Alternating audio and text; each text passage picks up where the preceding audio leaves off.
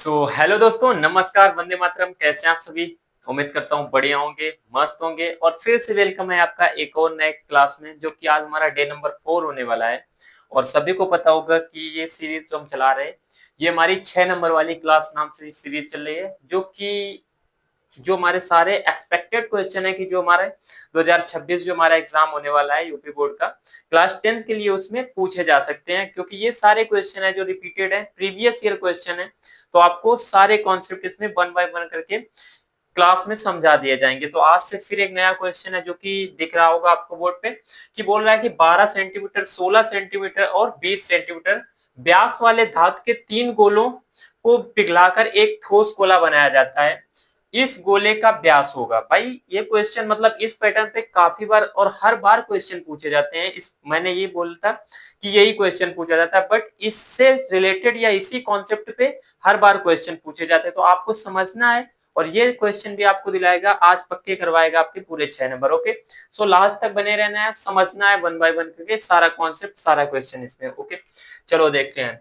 तो देखते हैं 12 सेंटीमीटर, 16 सेंटीमीटर और 20 सेंटीमीटर व्यास। ओके, सो पहले हम बना लेते हैं, कुछ आपको डायग्राम बना के समझाते हैं ताकि भूलो ना आप। देखो हमारे पास ये 3 गोले हैं। मान लो एक हमारे पास कोई गोला ये रखा है, एक कोई गोला ये है, और एक गोला ये है। ओके, इनको हमने क्या कर दिया, मेल्ट कर दिया तीनों को। जब मेल्ट किया तो इनसे हमने एक बड़ा गोला बना लिया। ओके, चलो ठीक है, इतना तो बना लिया। हमने दे रखा है, जैसा गोले पे इसमें दे रखा है 12 सेंटीमीटर इसका व्यास दे रखा है। व्यास क्या होता है कि अगर एक पॉइंट से लास्ट मतलब दूसरे पॉइंट को सेंटर से जाती हुई जो रेखा मिलाती है, उसे क्या बोलते हैं, व्यास बोलते हैं। अब दूसरी क्या दे रखा है, 16 सेंटीमीटर। और लास्ट वाला जो तीसरा दे रखा है हमें, क्या दे रखा है, 20 सेंटीमीटर। ये हमें 3 दे रखे हैं। Okay, 20 centimetre. और पूछ रहा है कि इसका जो मेल्ट करने के बाद में जो गोला बनेगा, उसका डायमीटर या उसका व्यास कितना होगा, ये हमसे पूछ रहा है। ओके, ये पूछ रहा है तो क्या आप बोल सकते हो कि इसकी त्रिज्या हमने मान लिया R1 है। ओके, और इसकी त्रिज्या R2 है और इसकी त्रिज्या R3 है। ओके, यहां से अगर हम देखें तो व्यास हमको दे रखा है, सभी को पता होगा कि व्यास का आधा क्या होता है, त्रिज्या होती है। तो यहां से अगर हम देखें त्रिज्या R1 हमारा कितना पता चलेगा, तो बोलोगे भैया जो हमारा R1 निकलेगा, यहाँ से बोलोगे 6 निकल आएगा। और यहाँ से जो R2 निकलेगा वो कितना निकलेगा, R2 निकलेगा हमारा यहाँ से, इसका आधा करेंगे तो 8। और यहाँ से R3 जो निकल का आएगा कितना आएगा, 20 का निकलेगा 10। ओके, ये हमारी सारी इनकी त्रिज्याएं पता चल गई। अब त्रिज्याएं पता चल गई तो बोलोगे भैया इसका क्या कर रहे हो, तो अगर हम इसमें इसकी त्रिज्या को कैपिटल R से डिनोट कर लें तो कोई दिक्कत, क्योंकि हमें पता भी तो चलना चाहिए कि इसको हमने किससे रखा है।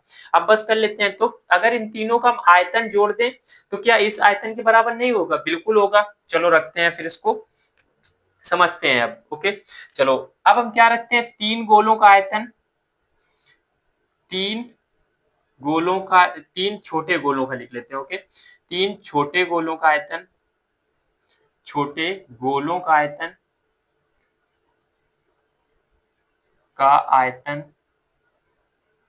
बराबर में क्या यहां से बोल सकते हैं, बड़े गोले का आयतन। क्योंकि आयतन तो जितना इन तीनों का मिलाकर होगा उसका बड़े वाले का आयतन तो निकलेगा ना, तो बड़े गोले का आयतन। ठीक है, इतना कर लिया, बड़े गोले का आयतन। अब सभी को पता होगा कि गोले का आयतन का फॉर्मूला क्या होता है, तो यहां से लिख देते हैं, आपको याद करना है अगर जिसको नहीं याद है। गोले का आयतन कितना होता है भाई, 4/3 और पाई आर क्यूब। ये क्या होता है, इसका गोले का आयतन होता है 4/3 पाई आर क्यूब। आर यहाँ पे क्या होता है, रेडियस होता है। चलो ठीक है, तो यहां से हम करते हैं इसका 3 गोलों का आयतन, तो इसमें लिखते हैं 4/3 पाई R1 क्यूब, प्लस में 4/3 पाई R2 क्यूब, और प्लस में 4/3 पाई R3 क्यूब, बराबर में इसका बड़े गोले की त्रिज्या को क्या डिनोट किया है, कैपिटल R से, तो 4/3 पाई और कैपिटल R का क्यूब। ओके, चलो ठीक है, अगर देखें सभी में 4/3 पाई कॉमन मिल रहा है तो इसको हमने कर लिया बाहर, क्योंकि कैलकुलेशन फिर हमें और कम हो जाएगी। तो यहां से करेंगे R1 क्यूब, प्लस में R2 क्यूब, और प्लस में R3 cube, is equal to क्या हो जाएगा, यहां से 4/3 और पाई R क्यूब। 4/3 से ये 4/3 चल बसा। ओके, R1 की जगह पे रखेंगे 6, तो 6 का करेंगे, यहां से हमने क्यूब कर लिया, कितना कर लिया, 6 का क्यूब किया। और प्लस में क्या करेंगे, यहां से R2 का करेंगे 8 का क्यूब, और प्लस में यहां से करेंगे तो कितना हो जाएगा 10 का क्यूब। ओके, 10 का क्यूब बराबर में कैपिटल आर का क्यूब कर लेंगे। कितना आया समझ में? अभी तक हमने क्या किया, केवल वैल्यू को पुटअप किया।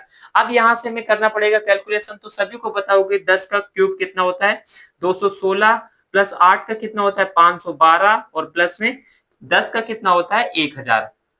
बराबर में क्या करेंगे आर क्यूब। ओके, बराबर में हमने क्या किया, यहाँ से आर क्यूब कर लिया। अब यहाँ से अगर इनको हम सभी को ऐड करेंगे तो कितना हो जाएगा 512 और ये 16, तो 5 2 7 और 17, 1728 आ जाएगा। ओके, कितना आ गया 1728, और यहाँ से बचेगा हमारा आर क्यूब। अगर यहाँ से हम ये क्यूब हटाएंगे तो क्या यहाँ से ये नहीं कर सकते, क्यूब रूट इस पे लगा लिया। अब सभी को पता होगा 1728 जो हमारा क्यूब होता है कितने का होता है 1728, ये हमारा क्यूब होता है कितने का 12 का क्यूब होता है। कितने का निकलता है 12 का क्यूब हमारा ये आ गया 1728। तो यहां से लिख सकते हैं कि आर जो हमें पता चला भैया कितना पता चला, आर निकल के आया हमारा 12। ओके, मतलब इसकी जो रेडियस थी हमें कितनी पता चली, बड़े गोले की त्रिज्या हमें पता चल गई कि इसकी त्रिज्या 12 सेंटीमीटर है। अब हमसे क्वेश्चन में तुमसे पूछ रहा है कि इसका व्यास पता करना है। तो व्यास अब सभी भाई लोग आसानी से पता कर सकते हैं कि त्रिज्या का दुगना क्या होता है, व्यास होता है। ओके, तो त्रिज्या हमारा यहां से लिख सकते हैं डी बराबर में इसका कैपिटल डी मान लेते हैं। ओके, कैपिटल डी बराबर यहां से लिख लेते हैं डी बराबर में 2r, 2 और r। तो डी बराबर में यहां से लिख सकते हैं 2 मल्टीप्लाई बाई आर। आर की जगह पे कितना रखेंगे 12, और 12 दूनी क्या होता है 24, जो कि इसका राइट आंसर आ जाएगा कितना 12 सेंटीमीटर, सॉरी 24 सेंटीमीटर। तो होप दैट आपको समझ में आ गया होगा, और इस टाइप के अगर आप क्वेश्चन आते हैं तो आप उम्मीद है कि सॉल्व कर लोगे। ओके, सो मिलते हैं फिर अगले नेक्स्ट वीडियो में। तब तक के लिए वंदे मातरम, जय हिंद, बेस्ट ऑफ लक।